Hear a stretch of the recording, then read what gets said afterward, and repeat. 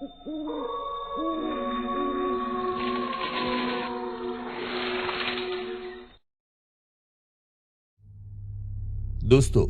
इस दुनिया में ऐसी बहुत सी घटनाएं होती है जिन पर विश्वास करना हम सबके लिए बहुत ही मुश्किल होता है।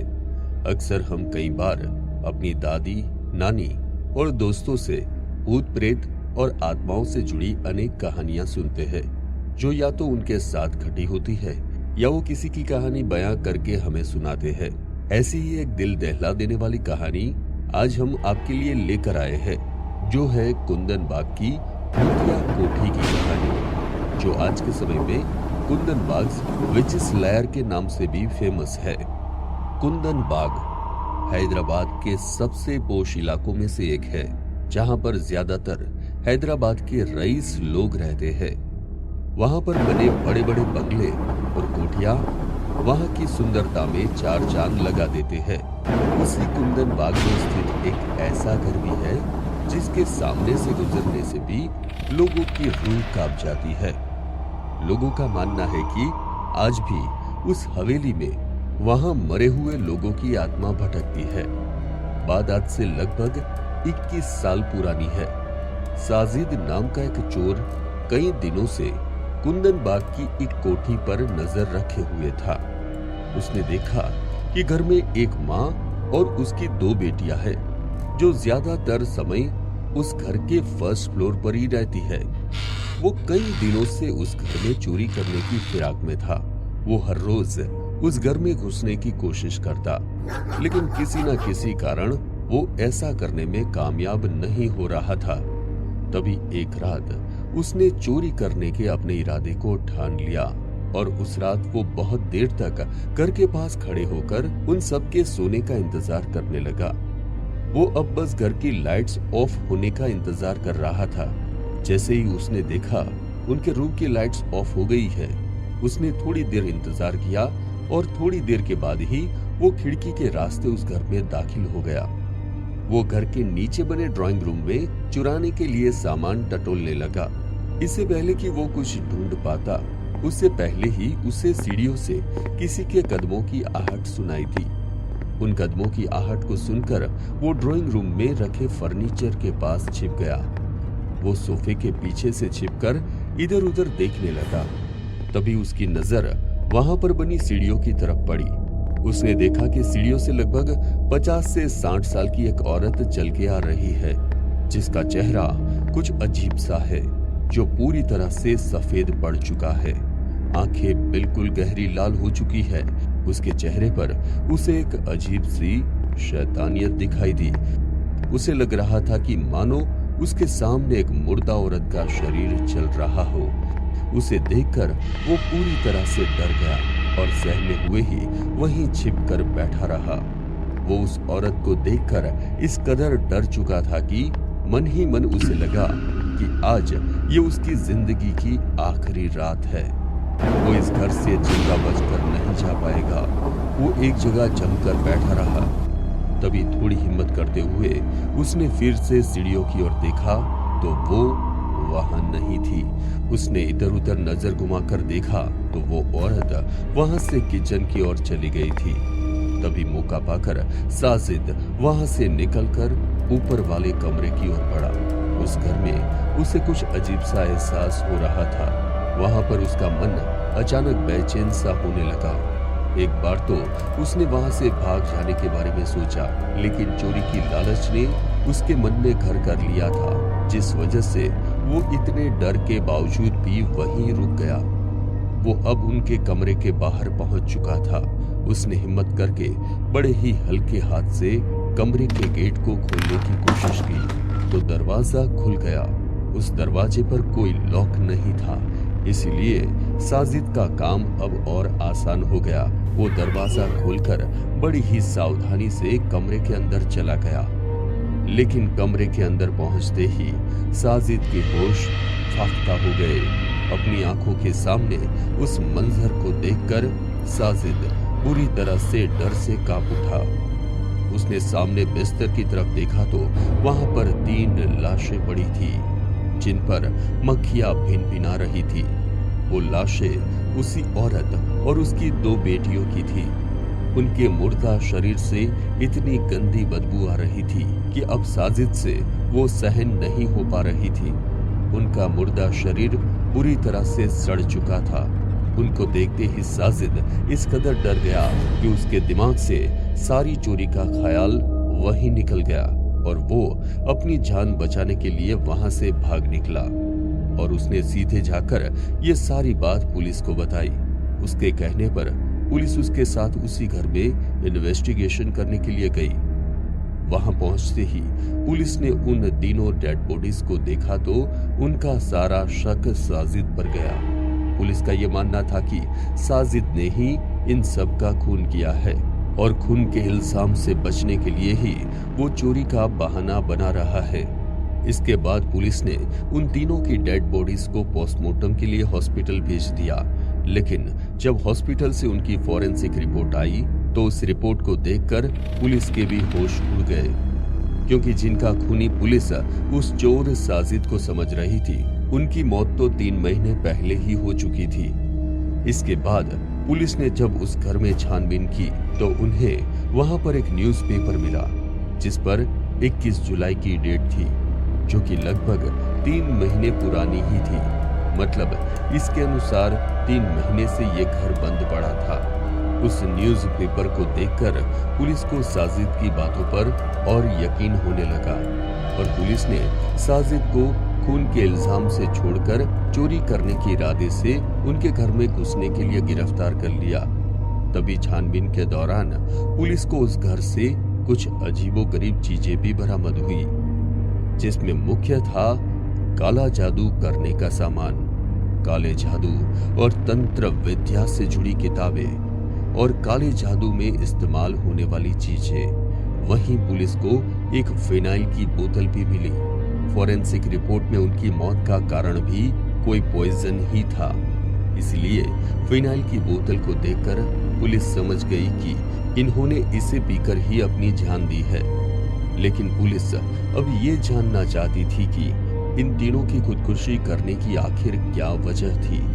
सबूत ढूंढने के लिए पुलिस ने आसपास रहने वाले लोगों से पूछताछ करनी शुरू की तो उनके पड़ोसियों से पुलिस को कुछ ऐसी बातें पता चली जिन पर विश्वास करना उनके लिए बहुत मुश्किल हो गया।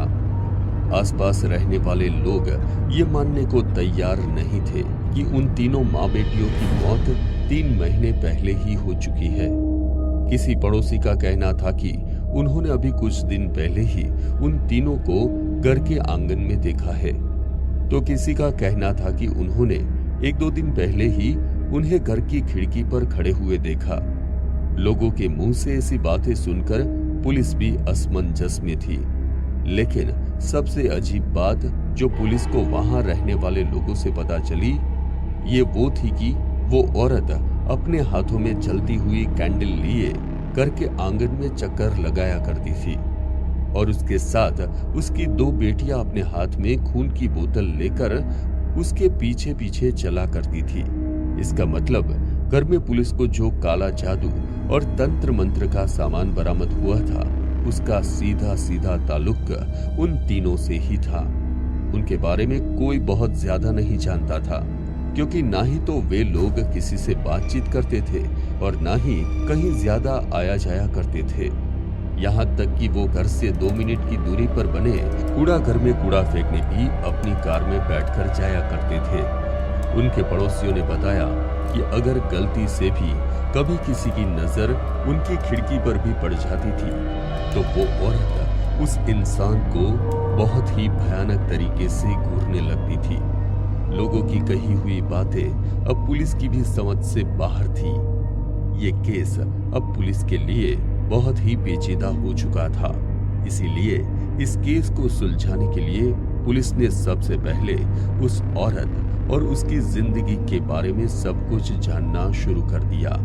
बहुत ही खोजबीन और पूछताछ के बाद पुलिस को यह पता लगा कि उस औरत का मानसिक संतुलन उसके बचपन से ही कुछ ठीक नहीं था।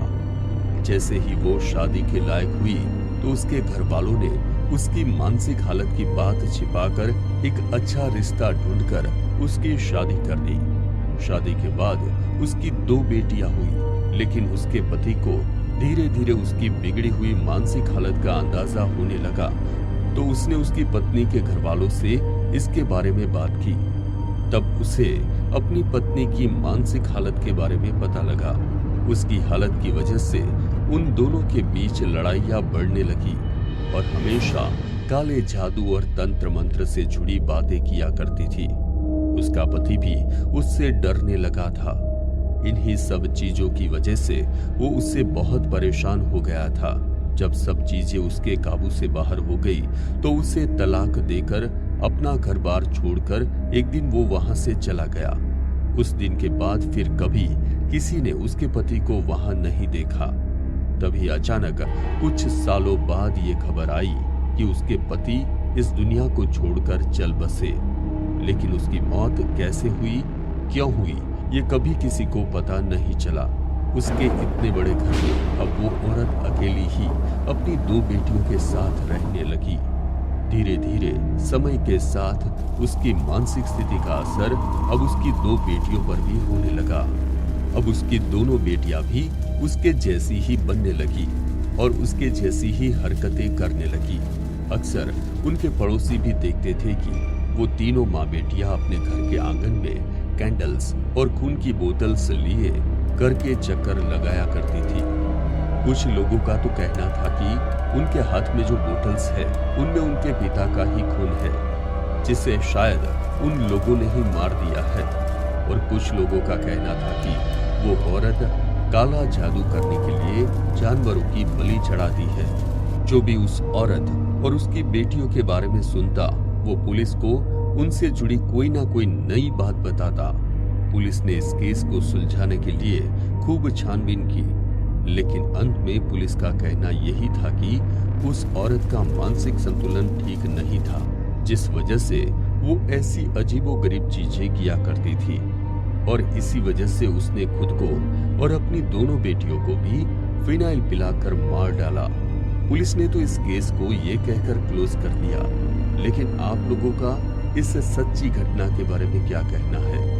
क्या वो औरत सच में मानसिक रोगी थी या काले जादू और तंत्र मंत्र की उन विधियों से शैतान ने उसके शरीर पर कब्जा कर लिया था? बहुत से पैरानॉर्मल रिसर्चर्स ने वहां जाकर पैरानॉर्मल इन्वेस्टिगेशन भी की, जहां पर उन्हें कुछ एनर्जीज के होने के साइन भी मिले। क्या आप भी कुंदन बाग की उस भूतिया कोठी में जाना चाहेंगे? आपकी कुंदन बाग्स विचेस लायर की इस सच्ची घटना के बारे में क्या राय है? हमें कमेंट्स करके ये जरूर बताएं।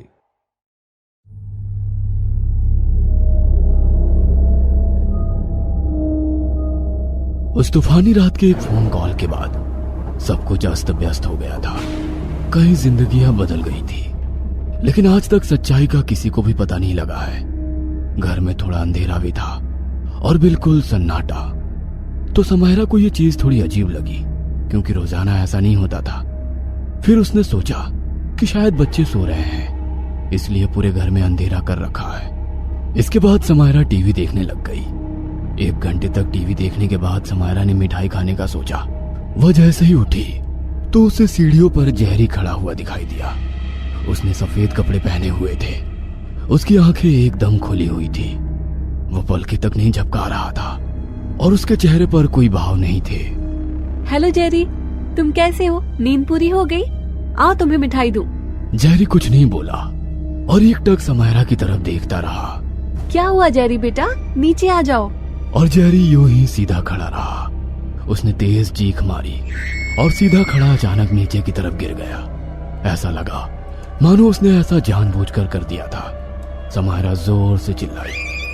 वो भागकर उसके पास गई, तभी अचानक जेरी वहां से गायब हो गया। समायरा के पसीने छूटने लगे।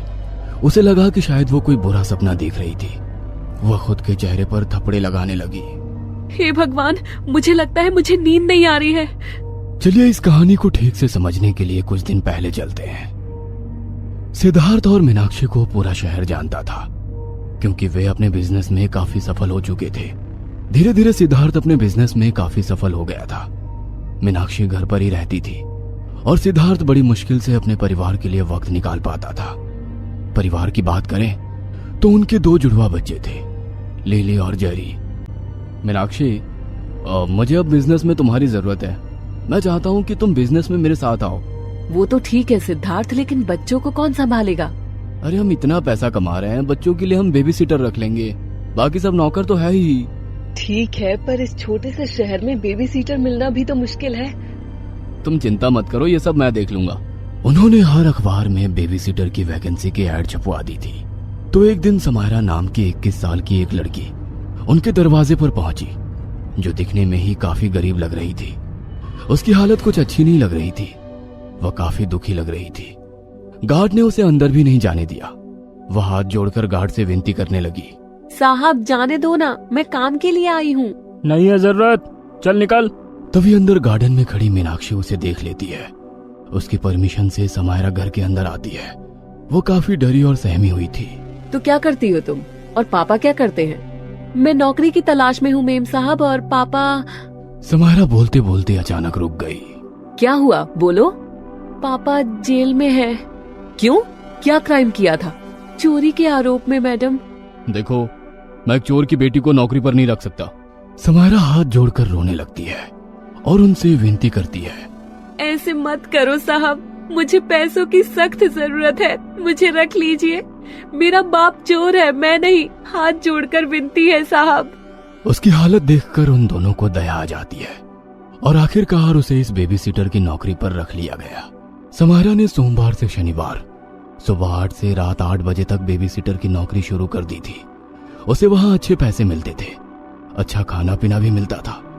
समायरा इस नौकरी से काफी खुश थी और वो पूरी लगन के साथ नौकरी कर रही थी। वो दोनों अपने काम में बेहद बिजी थे। उन दोनों के पास संडे के अलावा बच्चों को संभालने का वक्त नहीं मिलने वाला था। अब सिद्धार्थ और मीनाक्षी मिलकर बिजनेस संभालने लगे। एक दिन सिद्धार्थ के घर उसका दोस्त और बिजनेस पार्टनर रोमिल अपनी शादी का कार्ड देने आता है। वह समायरा की पूछताछ करने लगता है, यार ध्यान रखना, आजकल ये घर के नौकर ही घर वालों को लूट लेते हैं। अरे इसका बाप तो चोर है, मैंने तो मीनाक्षी से पहले ही कहा था, पर वो माने तब ना। कमाल है, तुम तो बड़े रिस्क टेकर हो, अपने गले में पहले ही मुसीबत डाल के बैठे हो। संभल कर रहना इससे। खैर अब तक सब ठीक चल रहा था। तो संडे का दिन था, आसमान में बादल छाए हुए थे। अभी दोपहर होने को ही थी कि अचानक बरसात शुरू हो गई। समायरा अपने घर पर ही थी, तभी समायरा का फोन बजा। अरे मीनाक्षी मैडम का कॉल। आज तो वो रोमिल साहब की शादी से वापस आए होंगे। उसने फोन उठाया और बात की। समायरा, आज हमें बहुत जरूरी काम से बाहर जाना है, तो आज तुम बच्चों की देखभाल के लिए आ जाओ। लेकिन मैडम आप आज ही तो शादी से वापस आए हैं और आज संडे भी है। हाँ, काम भी अचानक से आ पड़ा। तुम चिंता मत करो, मैं तुम्हें इसके लिए अलग से पे कर दूंगी। वो बात नहीं है मैडम, पर मैं कैसे आऊँ? बाहर तो इतना तूफान आ रहा है और आपका घर भी इतनी दूर है। तुम बस तैयार रहो, तुम्हारे साहब तुम्हें घर से ले जाएंगे और तुम्हें यहाँ छोड़कर हम काम पर निकल पड़ेंगे। तो समायरा जल्दी से घर के काम निपटा कर तैयार हो गई और आधे घंटे में सिद्धार्थ भी वहां पहुंच गया। वो समायरा को अपने घर ले आया। समायरा, दोनों बच्चे अभी सो रहे हैं। खाने का सभी सामान किचन में रखा है और रोमिल की शादी की मिठाई भी रखी है, खा लेना। ठीक है मैडम। मैं और सिद्धार्थ 3 या 4 घंटे में घर आ जाएंगे। उसके बाद तुम्हारे साहब तुम्हें घर पर छोड़ आएंगे। मैडम आज ड्राइवर क्यों नहीं आया? ड्राइवर आज छुट्टी पर है, इसलिए सिद्धार्थ ही तुम्हें लेने आए थे। तो इसके बाद मीनाक्षी और सिद्धार्थ वहां से निकल जाते हैं। वापस से आज का दिन। अब तक समायरा बहुत डर चुकी थी। तभी उसे किचन में बर्तन और पानी की आवाज आने लगी। अब ये किचन में बर्तन की आवाज क्यों आ रही है? लगता है कोई बिल्ली आ गई है। वह किचन की तरफ जाने लगी तो समायरा ने देखा कि किचन में शेल्फ के ऊपर चढ़कर लिली सिंक के पास बैठी थी और बर्तन धो रही थी। समायरा को लिली की पीठ दिखाई दे रही थी। उसके लंबे बाल बिखरे हुए थे। सिर्फ पानी और बर्तन की आवाज आ रही थी। अरे लिली, ये काम तुम क्यों कर रही हो बच्चे? तुम अभी बहुत छोटी हो और तुम यहाँ ऊपर कैसे चढ़ गई? लेकिन लिली ने कोई जवाब नहीं दिया। समायरा और नजदीक गई तो देखा कि नल में से पानी की जगह खून बह रहा था। और जैसे ही लिली ने उसकी तरफ देखा, लिली का चेहरा बिल्कुल वैसा ही था जैसे जेरी का था। चेहरे पर कोई भाव नहीं था और आंखें एकदम फटी हुई थी। चेहरे पर पूरा गुस्सा था। समायरा का दिल मानो गले में आ गया। अचानक से पीछे हट गई और दीवार से टकराई। वो बहुत ज्यादा डर गई थी। तभी लिली ने खून से भरा एक गिलास समायरा के चेहरे पर फेंक दिया और समायरा पूरी खून से लथपथ हो गई और पागलों की तरह चिल्लाने लगी। लेकिन उसकी हिम्मत नहीं हुई कि वो वहां से हिल सके। वह आंखें बंद करके सिर्फ चिल्लाती रही कि तभी एकदम शांति छा गई। जब उसने अपनी आंखें खोली तो देखा कि ना तो वहां पर लिली थी, ना ही कोई बर्तन और ना ही उस पर कोई खून। समायरा के साथ यह सब क्या हो रहा था उसे समझ में नहीं आ रहा था। समायरा उस घर से जाने का सोच ही रही थी, लेकिन वो चाहकर भी वहां से जा नहीं सकती क्योंकि बच्चों की जिम्मेदारी उसी पर थी। फिर उसने खुद को शांत किया और वापस जाकर सोफे पर बैठ गई। तभी उसे ऊपर से किसी के भागने की आवाज आने लगी। मुझे लगता है इस घर में कोई चोर घुस गया है। जेरी और लिली के कमरे ऊपर थे और सिद्धार्थ और मीनाक्षी का एक कमरा ऊपर भी था और नीचे भी। वह जल्दी से सीढ़ियां चढ़ते हुए ऊपर गई। तभी उसे जेरी भागते हुए दिखाई दिया। वह भागते हुए अपने कमरे में चला गया। जेरी कहाँ भाग रहे हो? इधर आओ बच्चे। लेकिन जेरी ने जल्दी से अपने कमरे का दरवाजा बंद कर लिया और समायरा लिली के कमरे में चेक करने के लिए गई। उसने देखा कि वो कमरा बिल्कुल खाली था तो वो हैरान हो गई क्योंकि मीनाक्षी मैडम कहकर गई थी कि लिली सो रही है, लेकिन वो अपने कमरे में नहीं थी। फिर उसने सोचा कि शायद वो अपने भाई जेरी के कमरे में सो रही होगी। वो दोबारा से जेरी के कमरे की तरफ गई और इस बार वो कमरा खुल भी गया, पर वहां पर कोई नहीं था। फिर वो बाथरूम में चेक करने के लिए गई तो उसके पैरों तले जमीन खिसक गई। वहां का भयानक नजारा देखकर वो हिल गई। वो जोर से चिल्लाई। बाथरूम में लिली और जेरी पानी वाले टब में डूबे हुए थे। वह बिल्कुल सफेद पड़ चुके थे। उनकी आंखें खुली हुई थी। चेहरे पर वही भाव थे जो थोड़ी देर पहले समायरा ने देखे थे। इसका मतलब जो उसने देखा वह सच्चाई भी थी। वो लिली और जेरी के भूत ही थे। तभी उसने कांपते हुए हाथों से मीनाक्षी को फोन किया, लेकिन उसका फोन स्विच ऑफ था। फिर उसने सिद्धार्थ को फोन किया और उसका भी फोन बंद था। वह बहुत डर गई। अगर बच्चे जिंदा नहीं है तो वो भागने की आवाज किसकी आ रही थी? कहीं उनका कातिल यही तो नहीं छुपा हुआ? हे भगवान। समायरा ने जल्दी से पुलिस को कॉल करके सारी बात बताई। पुलिस के आने से पहले वो सिद्धार्थ और मीनाक्षी के कमरे में चेक करने गई और उसने हाथ में एक डंडा और टॉर्च लिया हुआ था क्योंकि वहां काफी अंधेरा था। उसे लगा कि कातिल को देखते ही वो उस पर डंडे से वार करेगी। जैसे ही उसने सिद्धार्थ और मीनाक्षी का कमरा खोला उसके होश उड़ गए। वो चिल्लाई। सिद्धार्थ और मीनाक्षी वहां बेड पर पड़े थे। उन दोनों के मुंह से झांक निकल रहा था। उनकी भी आंखें बिल्कुल वैसे ही खुली थी। उसे समझ में नहीं आ रहा था। वो डर से कांप रही थी।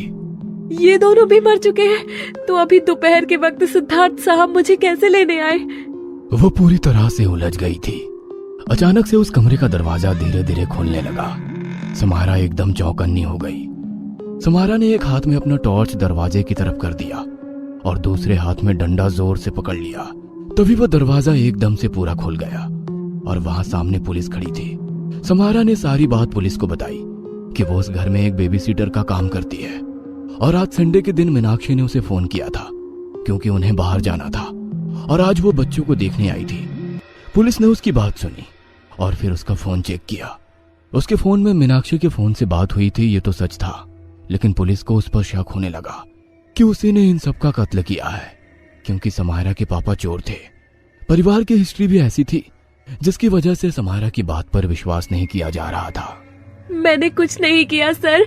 अगर मैंने ऐसा किया होता मैं आपको फोन क्यों करती? आप चाहे तो सीसीटीवी फुटेज चेक कर लीजिए। पुलिस ने सीसीटीवी फुटेज चेक किए, लेकिन दुर्भाग्य से सीसीटीवी बंद थे। वो पहले से ही बंद कर दिए थे। पुलिस को विश्वास हो गया कि समायरा ने ही कैमरे बंद किए होंगे। कुछ दिनों में पोस्टमार्टम रिपोर्ट में एक नया मोड़ आया जिससे पता लगा कि उन सब की मौत जहर से हुई है और ये जहर एक मिठाई में था। समायरा ने उनको बताया कि इस हादसे के एक दिन पहले वो अपने दोस्त रोमिल की शादी में गए थे और वहीं से मिठाई लाए थे। छानबीन में पता लगा कि रोमिल ने उन्हें जहर वाली मिठाई दी थी क्योंकि वो सिद्धार्थ और उसके परिवार को खत्म कर देना चाहता था, क्योंकि सिद्धार्थ और मीनाक्षी की मौत के बाद वो पूरे का पूरा बिजनेस हड़प सके।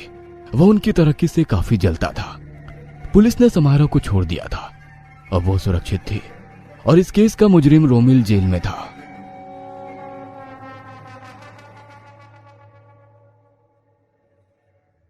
हमें पूरा यकीन है दोस्तों कि आप लोगों को ये कहानी जरूर पसंद आई होगी। अगर आपके साथ भी कुछ ऐसे अनकहे किस्से हो चुके हैं तो प्लीज हमारे साथ शेयर करें। हम जरूर अपने चैनल पर उनको दिखाएंगे। हमारी ईमेल आईडी नीचे डिस्क्रिप्शन बॉक्स में दी गई है, तो प्लीज हमारे वीडियो और चैनल को शेयर एंड सब्सक्राइब करें और बने रहे हमारे साथ ऐसे ही अनकहे किस्से और कहानियां सुनने के लिए।